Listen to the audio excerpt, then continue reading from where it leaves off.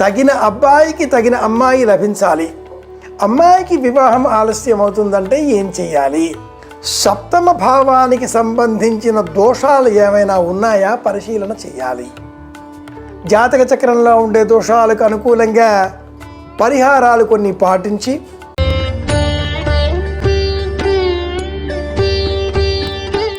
శ్రీరామ జయం.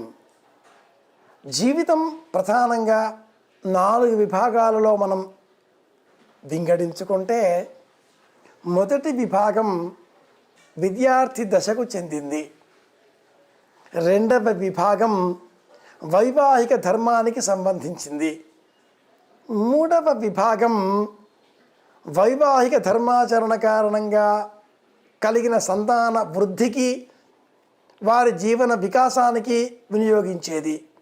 నాలుగవ విభాగం మానసిక ప్రశాంతత కోరే నిమిత్తమై ఆశ్రమవాస జీవనం కొనసాగిస్తూ కైవల్య మార్గంలో మోక్ష సాధనలో జపతపాదులతో ప్రశాంతమైన జీవితం గడపడం అనే విభాగానికి చెందింది. ఈ క్రమంలో రెండవ విభాగానికి చెందిన గృహస్థ జీవన ధర్మాన్ని మనం అనుసరించాలి అంటే తగిన అబ్బాయికి తగిన అమ్మాయి లభించాలి. అలాగే తోడుగా తగిన అమ్మాయికి తగిన అబ్బాయి లభించాలి. ఇందులో అమ్మాయికి వివాహం ఆలస్యం అవుతుందంటే ఏం చేయాలి? ముందుగా అమ్మాయి జాతక చక్రం కుండలి ఒకటి సిద్ధం వేయించి ఆ కుండలిలో సప్తమ భావానికి సంబంధించిన దోషాలు ఏమైనా ఉన్నాయా పరిశీలన చేయాలి. అలాగే శుక్రుడు, కుజుడు, శని, లగ్నాధిపతి ఈ భావాలు కల ఈ రాశులలో ఈ గ్రహాలలో ఈ కదలికలలో వచ్చే మార్పులు, యుతి, దృక్కోణాలు పరిశీలించాలి. జాతక చక్రంలో ఉండే దోషాలకు అనుకూలంగా పరిహారాలు కొన్ని పాటించి జపాలు చేసిన, అభిషేక సేవలు నిర్వహించిన, దానాలు చేసిన, వ్రతములు నోములు పాటించిన తప్పక మంచి ఫలితాన్ని పొందగలుగుతారు.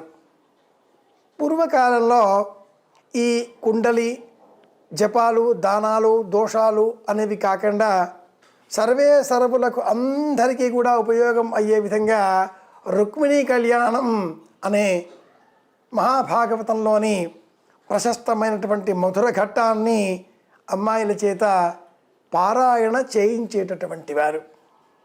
కృష్ణుడు ఉత్తముడు, సాక్షాత్ నారాయణాంశ స్వరూపుడు, సాక్షాత్తు నారాయణుడే దిగివస్తాడు అన్నట్లుగా బోధించేటటువంటి వారు. సనాతన ధర్మంలో ఈ పద్ధతిని విశ్వసించేటటువంటి క్రమంలో ఆనాటి అమ్మాయిలు అలా రుక్మిణి కళ్యాణం చదివారు, వివాహాలు నిరపుకున్నారు, ఆనందంగానూ ఉండేవారు. నేటి కాలంలో పరిస్థితి అలా లేదు సుమి.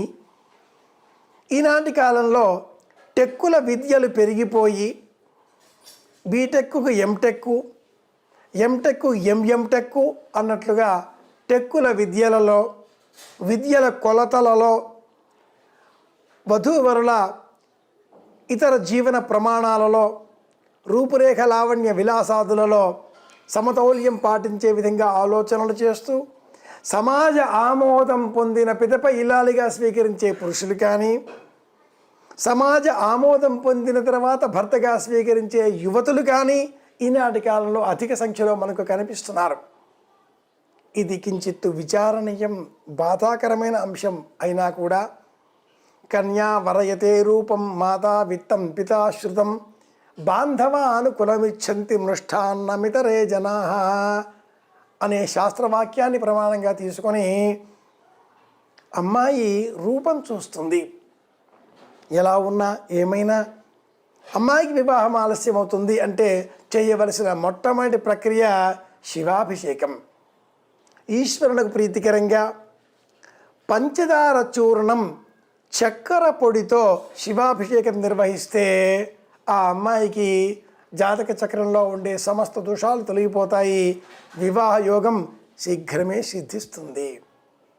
అలాగే లలిత సహస్రనామావళిలో ఉండేటటువంటి కామేశబద్ధమాంగళ్య సూత్రశోభిత కంధరా. ఈ నామాన్ని జపం చేస్తే కూడా శీఘ్రమే వివాహయోగం సిద్ధిస్తుంది. శుక్రవారాలు 16 శుక్రవారాలు వివాహం ఆలస్యం అవుతున్నది అనేటటువంటి ఇబ్బంది గల అమ్మాయి శుక్రవారాలు 16 సంఖ్యలో స్వీకరించి దీక్ష పుచ్చుకొని అమ్మవారిని పూజించి కుంకుమారాధన చేసి చింతపండుతో సిద్ధం చేసే పులిహోరలను అందరికీ వితరణ చేసి తాను తినకుండా తీపి పదార్థం తింటూ 16 శుక్రవారాలు గడిపితే కూడా ఆ అమ్మాయికి జాతక చక్రంలో ఉండే గ్రహాల దోషాలు తొలగిపోయి వివాహం శీఘ్రమే అవుతుంది అని తెలియజేస్తుంది మీ ఈ కార్యక్రమం. శుభమస్తు. అందరి క్షేమాన్ని కోరుదాం. మరింత ఆనందంగా మళ్ళీ కలుసుకుందాం. మీ వెంకటరమణయ్య గారి పెద్దబ్బాయి. శుభమస్తు.